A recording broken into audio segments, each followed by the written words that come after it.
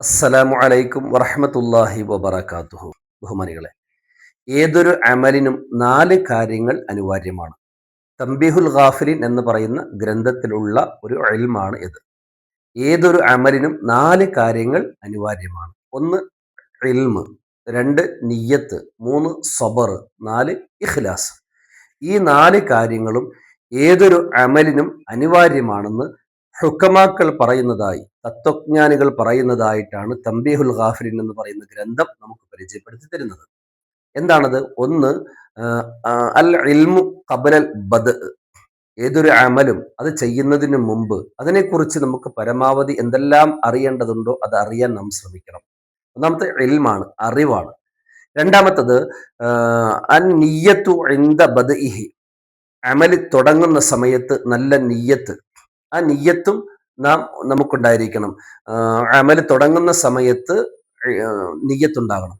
മൂന്നാമതായി പറയുന്നത് അസ്സബറു ബഅദൽ ബദഇ.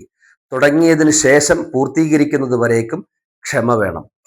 ക്ഷമയോടുകൂടെ പൂർത്തീകരിക്കണം. നാലാമതായി പണ്ഡിതന്മാർ പറയുന്നത് അൽ ഇഖ്ലാസു, നിഷ്കളങ്കത. ഇഖ്ലാസും ഒരു അമലിൽ അനിവാര്യമായ കാര്യമാണ്. അതെപ്പോഴാണ് വേണ്ടത്?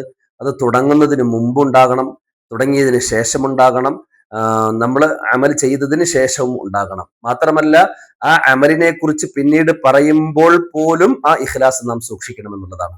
അപ്പോ 4 കാര്യങ്ങൾ ഒരു അമലിൽ അനിവാര്യമാണ്. ഒന്ന് അറിവാണ്, രണ്ടാമത്തത് നല്ല നിയ്യത്താണ്, മൂന്നാമത്തത് ക്ഷമയോടുകൂടി പൂർത്തീകരിക്കുക എന്നുള്ളതാണ്, നാലാമത്തത് ആ അമലുമായി ബന്ധപ്പെടുന്ന ഏതൊരു കാര്യത്തിലും ഇഖ്ലാസ് ഉണ്ടാവുക എന്നുള്ളതാണ്. അള്ളാഹു സുബ്ഹാനഹു വ തആല നല്ല രീതിയിൽ തന്നെ നമ്മുടെ അമലുകൾ പൂർത്തീകരിക്കാൻ, പരലോകത്ത് ഉപകാരപ്പെടുന്ന നിലയിൽ അമലുകൾ ചെയ്യാൻ നമുക്ക് അള്ളാഹു തൗഫീഖ് നൽകുമാറാകട്ടെ.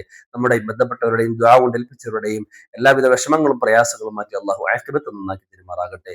രോഗങ്ങൾ കൊണ്ട് പ്രയാസപ്പെടുന്നവർക്കെല്ലാം അള്ളാഹു തആല ശിഫയും സലാമത്തും ആഫിയത്തും നൽകി അള്ളാഹു അനുഗ്രഹിക്കുമാറാകട്ടെ. നമ്മിൽ നിന്നും മൺമറഞ്ഞ എല്ലാവർക്കും അള്ളാഹു മഗ്ഫിറത്തും മർഹമത്തും നൽകുമാറാകട്ടെ. വാഖിർ ദഅവതി അൽഹംദുലില്ലാഹി റബ്ബിൽ ആലമീൻ.